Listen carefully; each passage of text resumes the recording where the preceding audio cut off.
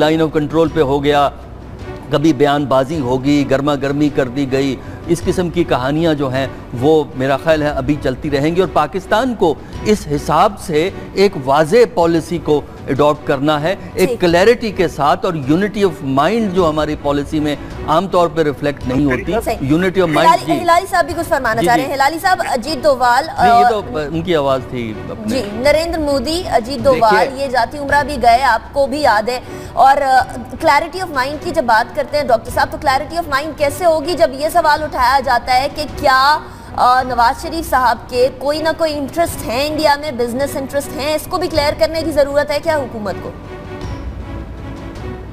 देखिए जी, दो चीजें मैं जल्दी से आपको बता दूं। नंबर 1, ये इस्तेमाल करते हैं foreign policy to promote domestic political and, खास तौर पे कश्मीर इश्यू पे। जब भी बीजेपी को समझते हैं कि सपोर्ट कम है, वो कश्मीर का मामला खड़ा कर देते हैं, मुसलमानों के खिलाफ जाते हैं to energise there traditional support base. तो ये अब वो इस्तेमाल करते हैं कश्मीर को फॉर देयर पॉलिटिकल एंड्स। इसलिए मैं हर वक्त कहता रहता हूं, भाई आपका काउंटर स्ट्रैटेजी क्या है? आपका काउंटर स्ट्रैटेजी यही है। मैं आपको कहता हूं, और लोग कहते हैं I am being irresponsible. Please understand, आपके पास दी ओनली रीजन के इस वक्त इंडियन फोर्सेस पाकिस्तान के अंदर नहीं आए हैं is because of the nuclear. तो अगर आपके पास ये है एक न्यूक्लियर ओवरहैंग, तो मैं जानना चाहता हूं उसको तो आप प्रमोट करें ना, शो द वर्ल्ड कि भाई देखो इस तरीके से you can lead to devastation and war. और ये war will always be possible जब तक मोदी साहब अपनी पॉलिसी बदलेंगे नहीं। और मोदी साहब अगर आप पॉलिसी नहीं बदलेंगे तो इन्वेस्टमेंट इंडिया में नहीं आएगा, वॉर लाइक सिचुएशन कम नहीं होगी, और हम किसी हद तक जाने के लिए तैयार हैं अपने आप को डिफेंड करने के लिए। आपने कभी सुना है कि दो मुल्कों के नियर वॉर जा रहे हैं और स्टॉक मार्केट बढ़ रही है, इट्स रीचिंग रिकॉर्ड डायमेंशंस? ये बताता ये है कि ये सब नूरा कुश्ती है, बट इट इज नॉट नूरा कुश्ती, इट इज डेड सीरियस। ठीक है, इसलिए मैं कहता हूं the truth will catch up with you। ठीक है, मजहर अब्बास साहब आप भी कमेंट दे दीजिएगा, फिर मुझे ब्रेक की तरफ जाना है। देखिए, मैं सिर्फ ज़ाहिर अस्करी साहब भी मौजूद हैं, हिलाली साहब भी फॉर्मल डिप्लोमेट रहे हैं। मेरा ख्याल है Pakistan need a consensus foreign policy जिस पे आपकी तमाम जमातों का कंसेंसस हो। और मेरा ख्याल है जिस तरह हमने सलामती कमेटी जो कायम की है, इसी तरीके से हमें एक कमेटी की ज़रूरत है कि जो फॉरेन पॉलिसी को एवॉल्व करे, और उसके अंदर मेरा ख्याल है जितने भी हमारे बहुत से एक्सपर्ट्स यहाँ मौजूद हैं, बहुत से फॉर्मर फॉरेन मिनिस्टर्स हैं, उन पे मुश्तमिल एक कमेटी तश्कील दी जाए जो पाकिस्तान की खारजा पॉलिसी को एवॉल्व करे, और वो बियॉन्ड पॉलिटिकल पार्टिजन हो। यानी कोई भी गवर्नमेंट आए ना आए, वो फॉरेन पॉलिसी हमें फॉलो करनी चाहिए। हमारी फॉरेन पॉलिसी कंफ्यूज है और अनफॉर्चुनेटली इंडिपेंडेंट नहीं है। ठीक है, वही वो रिएक्टिव फॉरेन पॉलिसी है, प्रोएक्टिव फॉरेन पॉलिसी नहीं है। नाजरीन, हमारे यहाँ अभी कल ही एक फंक्शन हुआ, रफीक रजवाना साहब गवर्नर पंजाब की ज़ेर सदारत, जहाँ हिंदू बरादरी, सिख बरादरी, क्रिश्चियन बरादरी, तमाम बरादरियों ने पाकिस्तान जिंदाबाद के नारे लगाए। लेकिन ये चीज़ हिंदुस्तान में नहीं मिलेगी क्योंकि 67 आज़ादी की तहरीकें चल रही हैं। क्या ये गारंटी दी जा सकती है कि वहाँ के मुसलमान, क्रिश्चियन और हिंदू बरादरी तमाम उठकर हिंदुस्तान के हवाले से नारा लगाएंगे? ये सवाल छोड़े जा रहे हैं। ब्रेक की तरफ जाना है, ब्रेक के बाद बात करेंगे कप्तान के लिए एक और मुश्किल। कौन सी मुश्किल? After break. Welcome back after break. Break पे जाने से पहले बात की, इमरान खान साहब के लिए मुश्किलें बढ़ती जा रही हैं। जहां आवाम का एक बड़ा जम्मे गफीर जो है हम लोगों ने देखा रायविंड मार्च में, रायविंड के जलसे में, वहीं इस्तेमाल की गई ज़बान उनके गले पड़ गई। एक दरख्वास्त दायर की गई है इमरान खान साहब के अगेंस्ट कि उन्होंने जो ज़बान इस्तेमाल की, इस्लामाबाद को बंद करने की बात की, ये पाकिस्तान के खिलाफ या पाकिस्तान के हवाले से ये नुकसानदेह साबित होगी। मजहर अब्बास साहब, इमरान खान साहब कोई भी बात करते हैं फौरी तौर पर दरख्वास्त आ जाती है। आज सादिक साहब भी रेफरेंस भेजते हैं तो इमरान खान साहब के खिलाफ भेजते हैं, नवाज शरीफ साहब के खिलाफ नहीं भेजते।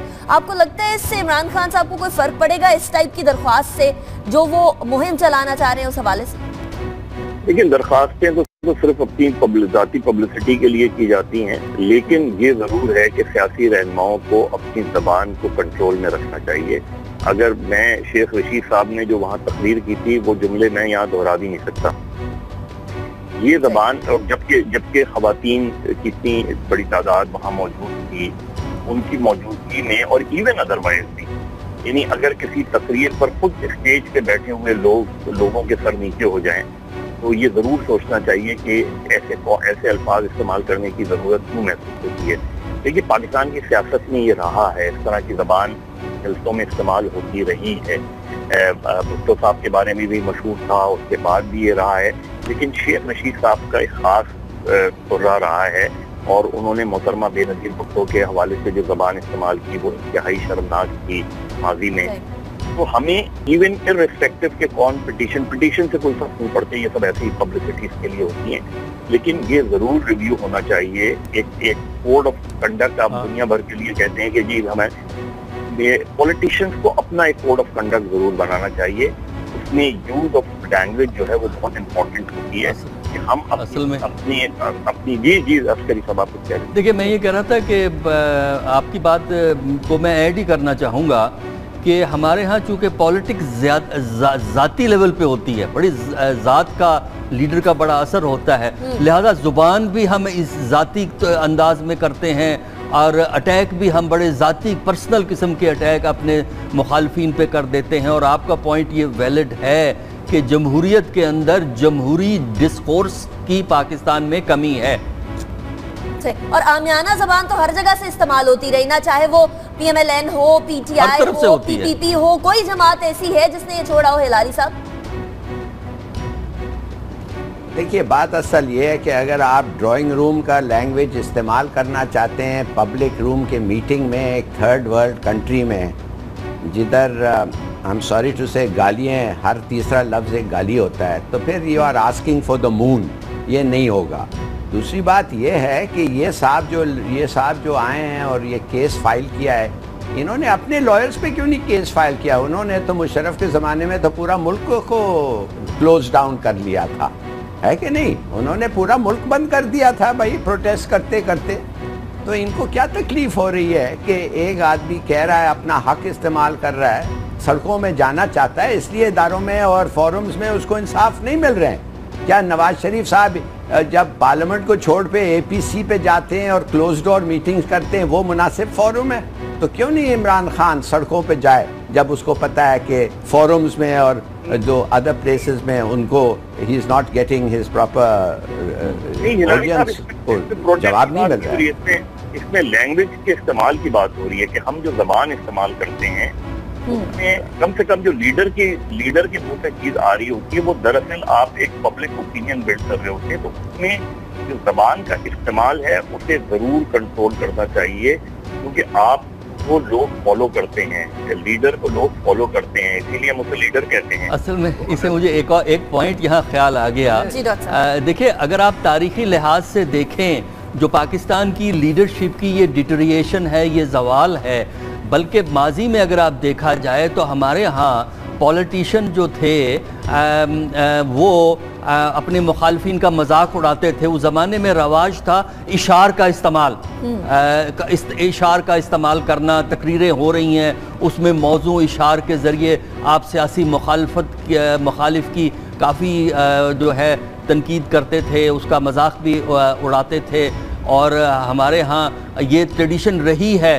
آپ 47 سے اگر آپ چلے آئیں 90s تک آپ کو یہ رواج نظر آتا ہے. لیکن اب ہمارے ہاں جو ڈسکورس ہے یہ کچھ اس طرح بدلا ہے کہ آپ گفتگو کے ذریعے ذاتی حملے کر کے آپ اپنا غصہ نکالتے ہیں یا سیاست کو چمکاتے ہیں. ہم نے ماضی میں دیکھا کہ اشعار کے ذریعے جب مذاق اڑایا جاتا ہے اس کا بھی پبلک بہت اچھا رسپانس دیتی تھی. جی ماظر عباس صاحب کچھ کہنا چاہ رہے ہیں. جی ماظر صاحب.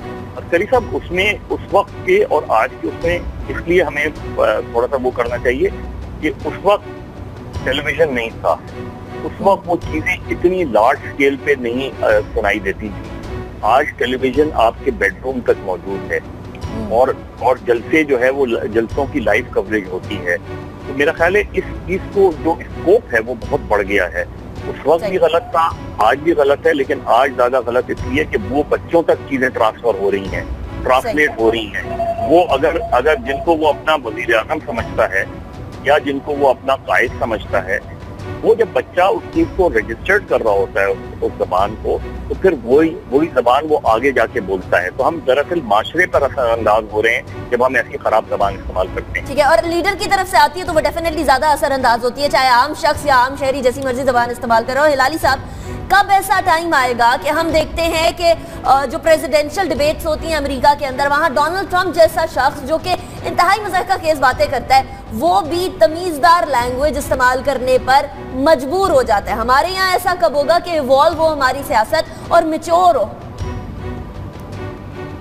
آپ نے دیکھا ہے یہ ٹرمپ کیا کہہ رہا ہے ٹی وی پہ عورتوں کے بارے میں اور ہیلری کے بارے میں؟ آپ نے سنا ہے وہ اس قسم کے ایلوژنز کر رہا ہے؟ کیا ہے اس کو ریبیوک بھی تو کیا جا رہا ہے، اس کو غلط بھی تو سمجھا جا رہا ہے، ربط بھی تو کیا جا رہا ہے نا، پھر حلقوں میں غلط بھی تو سمجھا جا رہا ہے اسے. دیکھیے کوئی نہ کوئی تو ضرور اس کو ریبیوک کر رہا ہو، مگر اس کا جو سپورٹ ہے وہ تو بڑھتے جا رہا ہے. مانے کہ یہ ریبیوک کرنا، یہ مینرز بنانا ٹی وی پہ کون سا زبان، یہ ٹھیک ہے بھائی، سب لوگ صحیح کہہ رہے ہیں، اچھی گفتگو ہونی چاہیے، اچھے الفاظ میں ہونا چاہیے. But the fact of the matter is کہ یہ نہیں ہوتا، اس لیے ڈے ٹو ڈے لائف میں ریفلیکٹ کرتا ہے پالیٹکس. اور اگر ڈے ٹو ڈے لائف میں ہم لوگ ایوری تیسرا چوتھا ورڈ ایک ایکسپلیٹو ہوتا ہے، تو I'm sorry to say کہ یہ ریفلیکٹ کرے گا آپ کے تقریروں میں. اب یہ کہنا کہ وہ غلط ہے، ہاں غلط ہے، 1000 چیزیں غلط ہے اس دنیا میں، ہم کہتے رہے غلط ہے، چلیے غلط ہے، میں بھی کہتا ہوں غلط ہے، ٹھیک ہے، غلط ہے، اسے صحیح کرنا ہوگا. مظہر عباس صاحب، ایسی درخواست کسی بھی طریقے سے اثر انداز ہو سکتی ہے. ہمارے یہاں تو کانسٹیٹیوشنلی ایک لمٹ ہے، جس لمٹ سے زیادہ آپ الیکشن میں پیسے نہیں سپینڈ کر سکتے، اس کو وائلیٹ کیا جاتا ہے. قوانین بنے ہوئے ہیں بہت ساری چیزوں کے، ان کو وائلیٹ کیا جاتا ہے. یہ درخواست کتنی اثر انداز ہو پائے گی؟ دیکھیے یہ بالکل ایک دوسرا ایشو ہے، اور یہ جو پچھلا الیکشن ہوا تھا اس میں اسپیشلی ایک چیز کو وہ بنایا گیا تھا، اس کے رولز بنائے گئے تھے، لیکن اس پہ اگین امپلیمنٹ نہیں ہو سکا. وہ یہ تھے کہ ہر پولیٹیکل پارٹیز اور پولیٹیکل لیڈرز کا ایک الیکشن کے حوالے سے جو ہے پرسنل اکاؤنٹ ہوگا، اور آپ نے اخبارات کو، ٹیلی ویژن چینلز کو کتنے اشتہارات دیے، وہ اس اکاؤنٹ سے پیسے جائیں گے. لیکن ہم نے یہ دیکھا کہ الیکشن میں جو اسپینڈنگ ہوئی ہے وہ ایون کیش جا کے دیے گئے ہیں اشتہارات کے، ڈائریکٹلی پولیٹیکل پارٹیز نے، پولیٹیکل لیڈرز نے کیش دیے ہیں. میرا خیال ہے یہ ایک بہت ہی سیریس معاملہ ہے. ہمارے یہاں الیکشن کمیشن، اب دیکھیں یہ جو موجودہ الیکشن کمیشن ہے یہ گورنمنٹ اور اپوزیشن نے مل کر بنایا ہے. اس لیے یہ الیکشن کمیشن اگر فیل ہوتا ہے تو پھر گورنمنٹ اور اپوزیشن دونوں ناکام ہوں گی. یہ دونوں کی رسپانسبلٹی ہے کہ وہ اس چیز کو دیکھیں، الیکشن کمیشن افیکٹولی خود اپنے آپ کو بہتر کرے، یہ کچھ ایگزامپل سیٹ کرے. رائٹ، ایگزامپل سیٹ کرنے کی ضرورت ہے، اور ایگزامپل کریں گے تو ناظرین ایگزامپل تو وہاں بھی سیٹ کرنی پڑے گی جہاں خرچے ہوتے ہیں، جہاں سے پیسہ ادھر ادھر چلا جاتا ہے اور پتہ بھی نہیں چلتا کدھر جاتا ہے. اس کے بعد پھر اکاؤنٹیبلٹی رپورٹس آتی ہیں تو اس کے بعد پتہ چلتا ہے کہ 2000 ارب روپے کی سرکاری اداروں کے اندر مالی بے ضابطگیاں ہوئی ہیں. اب آپ امیجن کریے 2000 ارب روپے، یہ کوئی چھوٹی اماؤنٹ نہیں ہے ایک ایسے ملک کے لیے جہاں میٹرو بس کے پل کے نیچے غریب عوام سو رہے ہوتے ہیں، جن کو کھانے کو کچھ نہیں ملتا. تھر میں پانی سے لوگ، پانی نہ ہونے کی وجہ سے، پانی کی قلت سے لوگ جو ہے اموات کا شکار ہو رہے ہوتے ہیں. ڈاکٹر عسکری صاحب، 2000 ارب روپے کی مالی بے ضابطگیاں ہوتی ہیں، بعد میں سامنے آتی ہیں. On the spot checks and balances کدھر ہیں ادھر اداروں میں؟ دیکھیے اصل مسئلہ تو یہی ہے، جو آڈٹ رپورٹس کے ہوتی ہیں چیزیں، کچھ تو پروسیجرل آبجیکشنز ہوتی ہیں، کچھ اس میں کرپشن کا ایلیمنٹ ہوتا ہے. لیکن ایک بات تو بڑی واضح ہو جاتی ہے، جب آڈٹ آبجیکشن آتی ہے تو اس کا کم از کم مطلب یہ ہوتا ہے کہ آپ نے پروسیجر کو، طریقہ کار کو فالو نہیں کیا. اور ہمارے گورننس کے سٹائل میں سب سے بڑی خرابی یہی ہے کہ ہم جو ہے پروسیجر کو فالو نہیں کرتے، لاز کو فالو نہیں کرتے. کیونکہ ہمارے ہاں جو اتھارٹی کا کانسیپٹ ہے، جو پاور کا کانسیپٹ ہے کہ میں بہت پاورفل آدمی ہوں، وہ کانسیپٹ یہ ہے کہ جو ریگولر لاز ہیں مجھ پہ اپلائی نہ ہوں. اگر مجھ پہ ریگولر لاز اپلائی ہو گئے تو میں پاورفل کہاں سے ہوں؟ یہ جو کانسیپٹ ہے اس کی وجہ سے بعض دفعہ ہم پیسے استعمال کرتے ہیں گورنمنٹ کے، اس میں جو ریکوائرمنٹس ہیں، جو پروسیجرز ہیں، وہ ہم فالو نہیں کرتے، اور اپنے جو ہے اپنے عہدے کے زوم میں، اپنے ذاتی حیثیت میں کچھ خرچ کرتے ہیں. یا بعض دفعہ ایسا بھی ہوتا ہے خرچ کہیں اور کر دیا، رسیدیں کہیں اور کی دکھا دی. تو سب سے مسئلہ جو سب سے بڑا ہے وہ گورننس کا ہے. جب تک آپ میں سیلف ریسٹرینٹ نہیں آئے گا, بنیادی چیز ہے سیلف ریسٹرینٹ کا ڈیولپ کرنا, اور یہ کانسیپٹ ڈیولپ کرنا کہ آپ کے پرسنل افیئرز اور پبلک افیئر, یعنی جو آپ کے عہدے کی رسپانسبلٹی ہیں, جو آپ کی ذاتی ضروریات ہیں, ان کو مکس نہ آپ کبھی کریں. ہمارے ہاں اگر آپ عہدے پہ ہیں تو آپ کا ذاتی معاملہ اور سرکاری معاملہ ایک ہی بات ہو گیا ہوتا ہے, جس سے یہ چیزیں مس یوز ہوتی ہیں, اور آڈٹ رپورٹ جو ہے اس کو پوائنٹ آؤٹ کرتی رہتی ہے. ہلالی صاحب کی طرف میں جاؤں گی. ہلالی صاحب, کہا یہ جاتا تھا کہ پیپلز پارٹی کی حکومت میں اتنی کرپشن ہے کہ وہ کرپشن سب کے سامنے آ گئی ہے, لیکن یہاں جب آڈٹ رپورٹ آتی ہے 2015-2016 کے مالیاتی رپورٹ سامنے آتی ہے تو پتہ یہ چلتا ہے کہ 2000 ارب روپے جو ہیں وہ تو یہاں بھی غائب ہیں. سرکاری اداروں کے اندر تقریباً 1500, وفاقی وزارتوں کے اندر تقریباً 500 ارب روپے کے قریب جو ہے بے ضابطگیوں کی بات سامنے آتی ہے. تو یہ مسلم لیگ نون کی گورنمنٹ بھی کیا کسی سے پیچھے ہے پیپلز پارٹی کی جب بات آتی ہے ان سے اسپیشلی؟ نہیں, بالکل نہیں ہے پیچھے جی. یہ دونوں ہاتھ پیر دونوں سے یہ چوری کرتے ہیں اور بڑے ایڈوانسڈ ہیں ان کے جو طریقے ہیں. میں آپ کو صرف ایک چیز بتاؤں گا کہ ہمارا ریکارڈ سیٹ ہو گیا ہے اس گورنمنٹ نے کہ ہر ادارہ جو ہے وہ چوری کر رہا ہے. اب ایک ریکارڈ رہ گیا ہے کہ ہر آدمی چور ہے ملک میں. یہ ایک ریکارڈ رہ گیا ہے, یہ بھی ٹوٹ جائے گا, ڈونٹ وری. اب میں but I want to make another point if I may. دیکھیے یہ جو آڈٹ رپورٹس ہوتے ہیں نا, ہم جو بعد فارن آفس میں ہوتے ہیں ہمارے بارے میں بھی بڑے آڈٹ پارٹیز آتے ہیں. میں آپ کو بتاتا ہوں, یہ جو ڈیوورس ہے بٹوین پروسیجر اینڈ پریکٹس جو انہوں نے پوائنٹ آؤٹ کیا, بھائی 3 آپ کو کوٹیشنز لینے ہیں اگر آپ کو ایک پردہ لینا ہے. بھائی 3 کوٹیشنز ایک پردے کے لیے آپ کس کے پاس جا کے لیں گے بھائی؟ وہ جس کے پاس آپ جاتے ہیں آپ کہتے ہیں سوری آڈٹ پریکٹس ہے کہ 3 کوٹیشنز لیں, وہ کہتا ہے بھاگ جاؤ میرے پاس ٹائم نہیں ہے یہ سب کرنے کے لیے. کہنے کی بات یہ ہے much of the audit reports are mere procedural lapses. یہ دیکھنا چاہیے کہ ایکچوئل کرپشن کدھر ہوا ہے. اور میں آپ کو بتاتا ہوں کہ یہ اس قسم کی جو پارٹیز جاتے ہیں and they are a law unto themselves, وہ خود ہی کرپٹ ہیں.